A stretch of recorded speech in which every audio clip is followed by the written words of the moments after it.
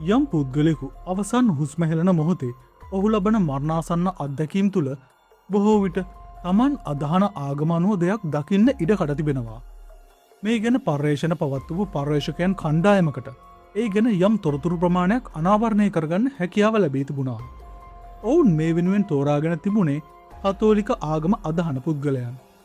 මේ සියලුම දෙනා හදිසි තත්ත්වයන් මත මරණාසන්න අත්දැකීමක් ලැබූ පුද්ගලයන්. ඔවුන් පවසා තිබුණේ තම මරණය සිදුවන මොහොතේ තමන්ගේ ගැලවුම්කරුවාණන් වූ ජේසුස් වහන්සේව තමන්ට දකින්නට ලැබුණ බවයි. මරණය කරා ගමන් ගන්නා අන්ධකාර මාර්ගය තුළ දීප්තිමත් ආලෝකයක්සේ ඔවුනට ජේසුස් වහන්සේ මුණ ගැසී තිබුණා. ඉතින් වැඩි කතා නැතුවම අපි අද වීඩියෝවෙන් බලමු මරණාසන්න මොහොතේදී ඔවුනට ජේසුස් වහන්සේ මුණගැසුණු බවට පැවසෙන අවස්ථාවන් කිහිපයක් ගැන.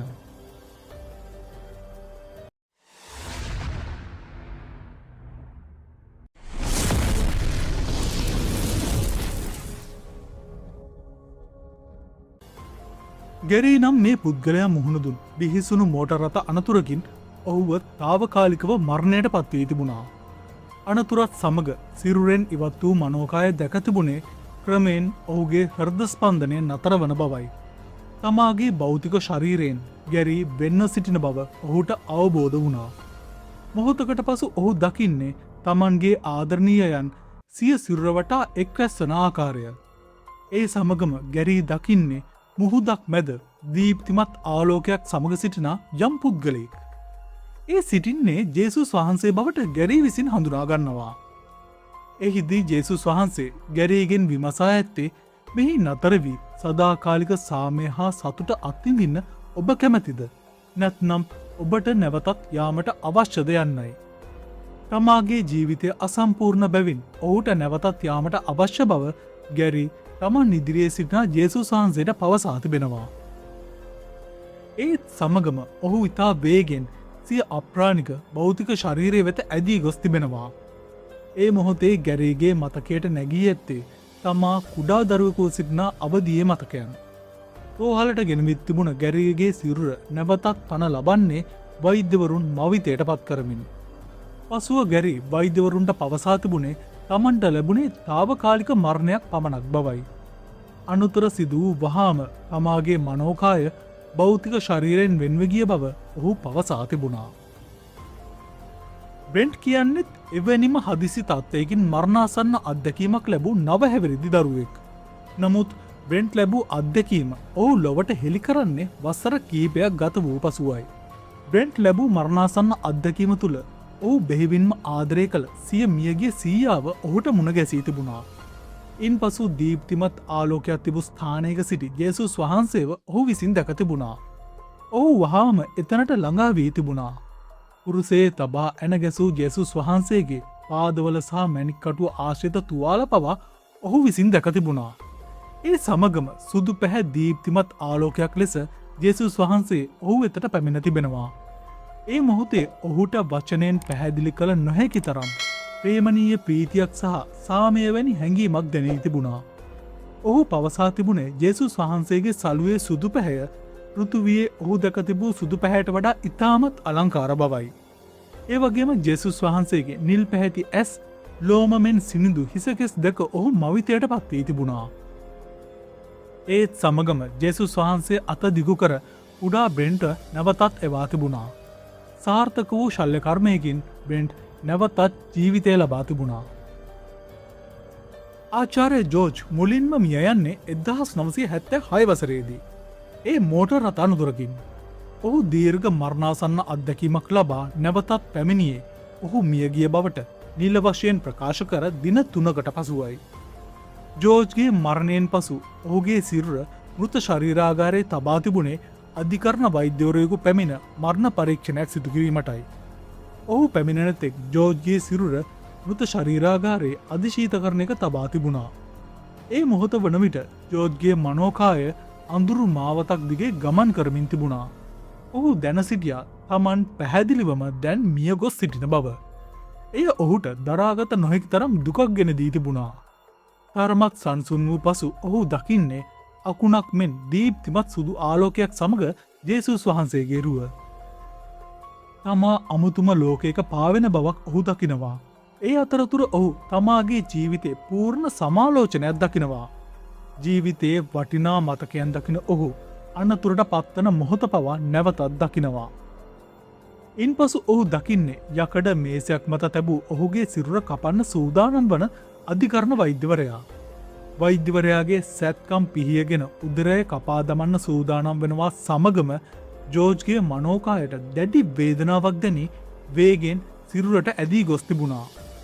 වෛද්‍යවරයා මවිත කරමින් ජෝර්ජ්ගේ සිරුරේ ඇස් විවෘත වෙනවා. වහාම ප්‍රතිකාර සඳහා යොමු කරන ජෝර්ජ් දින කිහිපයක ප්‍රතිකාර තුළින් සුවය ලැබුවත් ඔහුට දැඩි වේදනාවක් දැනී තිබුණා. කලින් නිරාගමිකයෙකු වූ ඔහු පසුව දැඩි ලෙස ජේසුස් වහන්සේ අනුගමනය කරන්න ගන්නේ මරණාසන්න මොහොතේ ඔහු ජේසුස් වහන්සේව දැක තිබීම නිසයි. මිකී රොබින්සන් අනතුරට ලක්වෙන්නේ පැරෂුට් පිම්මක් අතරතුර. අනතුරත් සමග රොබින්සන්ගේ මනෝමය ශරීරය භෞතික ශරීරයෙන් වෙන්ව ගොස් තිබුණා. රොබින්සන් පවසා තිබුණේ ඔහු අමුතුම ආකාරයක ආධ්‍යාත්මික ලොවකට පාවී ගිය බවයි. ඉන්පසු ඔහු සිය නිවස සහ වටපිටාව ඉතාමත් දීප්තිමත් වර්ණයන්ගෙන් යුතුව දැක තිබුණා. නමුත් ඔහුට කාලය ගලායාමක් ගැන හැඟීමක් දැනී තිබුණේ නැහැ. ඔහුට දැනී තිබුණේ තමන් කාලය තුළ පාවී යන බවයි. මොහොතකට පසු ඔහු දීප්තිමත් සුදු ආලෝකයක් දැක තිබුණ අතර එම ස්ථානයේ ජේසුස් වහන්සේ සිටිනු රොබින්සන් දකිනවා. ඔහු ජේසුස් වහන්සේට කෑ ගසා කතා කර තිබුණා. මට සමාවෙන්න, මට ජීවත් වෙන්න අවශ්‍යයි. මට තවත් අවස්ථාවක් ලබා දෙන්න යයි ඔහු ජේසුස් වහන්සේගෙන් ඉල්ලා තිබෙනවා. එයට සවන් දුන් ජේසුස් වහන්සේ නැවතත් රොබින්සන්ගේ මනෝමය ශරීරයට සිය භෞතික ශරීරය තුළට ඇතුළු වෙන්න අවසර ලබා දී තිබෙනවා. බෙටි ඊඩි 1973 වසරේදී සැත්කමකට මුහුණ දී තිබුණා. නමුත් සැත්කම අතරතුර ඇගේ ශ්වසනය සහ හෘද ස්පන්දනය එක්වරම නතර වී තිබුණා. ඇය පවසා තිබුණේ ඇය අඳුරු උමගක් දිගේ දීප්තිමත් සුදු ආලෝකයක් දෙසට වේගයෙන් නැදී ගිය බවයි. ඇය සිරුරෙන් පිටතට විසිවී ගුරුත්ව බලයක් නොමැතිව නිදහසේ සැරිසරූ බව පවසා තිබුණා. සුදු ආලෝකය දෙසට ගමන් කරන අතරතුර ඇයට දේවදූතයන් තිදෙනෙකු මුණගැසී තිබුණා. ඉන්පසු ඇය දකින්නේ සුදු ආලෝක මධ්‍යයේ සිටින ජේසුස් වහන්සේව. දැඩි කිතුුණු බැතිමතක වූ බෙටි ජේසුස් වහන්සේගෙන් අයද සිටින්නේ තමාට නැවතත් යාමට අවස්ථාවක් උදාකර දෙන ලෙසයි. එයට අවසර ලබා දුන් ජේසුස් වහන්සේ බෙටි ජීවත්ව සිටින සමයේ මානසික අවපීඩනයක සිටි නිසා ඇයව කැඳවාගෙන යාමට පෙර හමු වූ දේවදූතයන් තිදෙනාට බාර දී තිබෙනවා. සැත්කමින් පසු නැවතත් පණ ලැබූ බෙටි ඊඩිගේ පැහැදිලි වෙනසක් දැකගන්නට ලැබී තිබුණා. ඇය මානසිකව ඉතා ශක්තිමත්ව සිටි අතර දැඩි ආගමික නැඹුරුවක් දැකගන්නට ලැබී තිබුණා. අවසානයේ ඇය ආධ්‍යාත්මික ජීවිතය ගැන පොත් කිහිපයක් පවා ලියා තිබුණා. ඉතින් මේ විදිහට අපි කතා කළේ හදිසි අනතුරු හේතුවෙන් ක්ෂණිකව මරණයට පත්වී නැවතත් පණ ලැබූ පුද්ගලයන් ලැබූ මරණාසන්න අත්දැකීම් ගැනයි. මෙහිදී පොදු කරුණ වුණේ ඒ සියල්ලෝම ඉතාමත් දීප්තිමත් සුදු ආලෝකයක් දැක තිබීම සහ ඒ ආලෝකයක් සමගම ජේසුස් වහන්සේ දැක තිබීම. ඒ වගේම ඔවුන් හැම දෙනාම අතිශය සාමකාමී සැහැල්ලු අත්දැකීමක් විඳ තිබෙනවා. ඉතින් මේ සිදුවීම් ගැන ඔයා මොකද හිතන්නේ? හදිසි අනතුරකට පසු මිය ගොස් නැවතත් පණ ලැබීම පිළිගන්න පුළුවන්ද? ඔවුන් ලැබූ මරණාසන්න අත්දැකීම් තුළ ජේසුස් වහන්සේ ජීවමානව දැකීම ගැන ඔයා මොකද හිතන්නේ? මේ දේවල් ගැන ඔයාට හිතන දේවල් අපට අනිවාර්යෙන්ම කමෙන්ටයක් ඉදිරි කියන්න අමතක කරන්න එපා. ඒ වගේම මේ වීඩියෝ හොඳයි කියලා හිතනවා නම් වීඩියෝට ලයික් එකක් දාලා තවත් කෙනෙකුට බලන්න මේ වීඩියෝ ෂෙයා කරන්න.